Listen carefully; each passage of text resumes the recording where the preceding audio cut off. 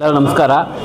ಚಿಕ್ಕಬಳ್ಳಾಪುರದಲ್ಲಿ ಒಂದು ಒಳ್ಳೆ ಊಟ ಮಾಡಬೇಕಂತ ಬಂದಿದ್ದೀನಿ. ನಾನ್ ವೆಜ್ಜಲ್ಲಿ ಭರ್ಜರಿ ಊಟ ತುಂಬ ಚೆನ್ನಾಗಿದೆ. ತುಂಬ ಕಾಂಬೋ ಫೇರಲ್ಲಿ ಬಜೆಟ್ ಫ್ರೆಂಡ್ಲಿ ಒಂದು ಅದ್ಭುತವಾಗಿ ಊಟ ಕೊಟ್ಟಿದ್ದಾರೆ.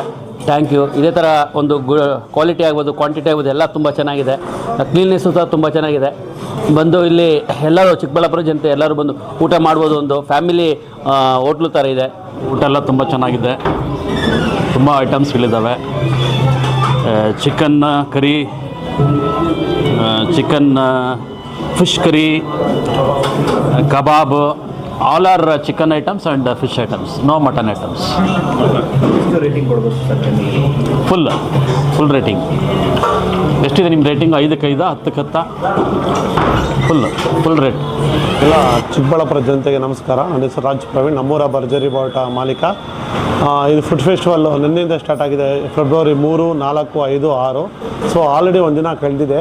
ಸೊ ಜನಗಳು ವಿಪರೀತ ಒಳ್ಳೆ ರೆಸ್ಪಾನ್ಸ್ ಕೊಟ್ಟು ನಮ್ಮನ್ನು ಆ್ಯಕ್ಚುಲಿ ಅವ್ರು ಕೊಡ್ತಾರೋ ಫೀಡ್ಬ್ಯಾಕಿಂದ ನಮಗೆ ಇನ್ನೂ ಎನರ್ಜಿ ತುಂಬ ಜಾಸ್ತಿ ಆಯಿತು. ಯಾಕಂದರೆ ಫಸ್ಟ್ ಡೇ ಒಂದು 40 ವೆರೈಟೀಸ್ ಆಫ್ ಐಟಮ್ನ ಅಚೀವ್ಮೆಂಟ್ ಮಾಡೋದು ತುಂಬ ಕಷ್ಟ.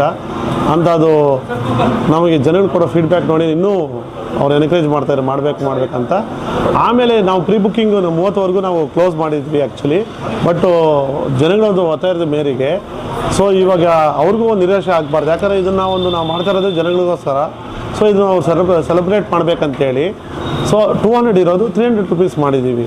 ಆ 300 ರೂಪಾಯಿ ಏನಕ್ಕೆ ಮಾಡಿದ್ದೀವಿ ಅಂದರೆ ಸರ್ ಪ್ರೀ ಬುಕ್ಕಿಂಗ್ ಆಲ್ರೆಡಿ ಮಾಡ್ಕೊಂಡಿದ್ದಾರೆ ಪಾಪ ಅವ್ರಿಗೂ, ಪ್ಲಸ್ ಇವಾಗ ಬರೋರಿಗೆಲ್ಲ ಒಂದೇ ರೇಟ್ ಇಟ್ಬಿಟ್ಟು ಅದು ಸಮಾನತೆ ಅದು ಆಗಲ್ಲ. ಅದಕ್ಕೆ ಅಂತೇಳಿ ಒಂದು 100 ರೂಪಾಯಿ ಜಾಸ್ತಿ ಮಾಡಿ ಇವಾಗ ಯಾರೇ ಬಂದ್ರೂ ಇದನ್ನು ಎಂಜಾಯ್ ಮಾಡ್ಬೋದು. 300 ರೂಪಾಯಿ ಪೇ ಮಾಡಿ.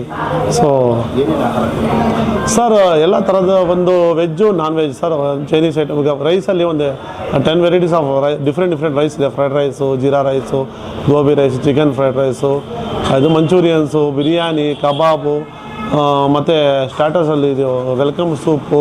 ಸೊ ಪ್ರತಿಯೊಂದು ಫಿಶ್ ಕಬಾಬು.